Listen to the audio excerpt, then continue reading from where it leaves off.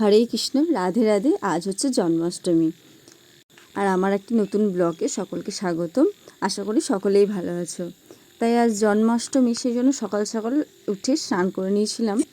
তারপর আমার বাড়িতে পুজো হবে এবং আমাদের এখানে রাধা গোবিন্দ মন্দির আছে, সেখানেও পুজো হবে। তো ভাবলাম তোমাদের একটু রাধা গোবিন্দ মন্দিরটাও দেখাবো, আর আমার মা কীভাবে কী করছে, কীভাবে পুজো করছে সেটাও একটু দেখাবো। তো মা দেখি ঠাকুরের জন্য কী কী বানাচ্ছে, তাই আমি ভাবলাম একটু হেল্প করি। আমিও মাকে হেল্প করে দিচ্ছিলাম। তো মা এখানে ভাজছে তালের লুচি, তালের বড়া এবং ছানার পায়েস, এগুলো সব বানিয়েছিল। তো আমি ছানার পায়েসটা আমি বানিয়েছিলাম। তো মায়ের এগুলো বানানো হয়ে গেছে এবং মা পুজোতে বসেছে, আর আমি এগুলো সাজিয়ে দিচ্ছিলাম। মা পুজোতে বসে গেছে, তো মায়ের পুজো হয়ে যাবে, তারপর সন্ধ্যের দিকে আমরা যাব রাধা গোবিন্দ মন্দির। মায়ের পুজো হয়ে গেল এবং সন্ধেও লেগে গেছে। আমি রেডি হয়ে গেছি, আমি মা বাবা সকলেই যাব। তো আমরাও এবার বেরিয়ে গেলাম।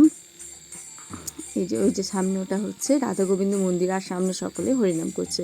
আমরাও পৌঁছে গেছি। এরপর পুজোও শুরু হয়ে গেছে।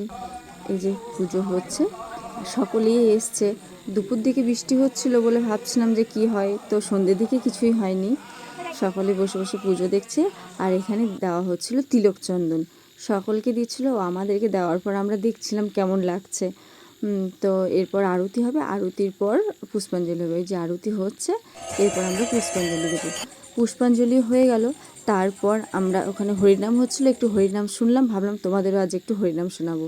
তো তোমরা শোনো এখনকার মতন।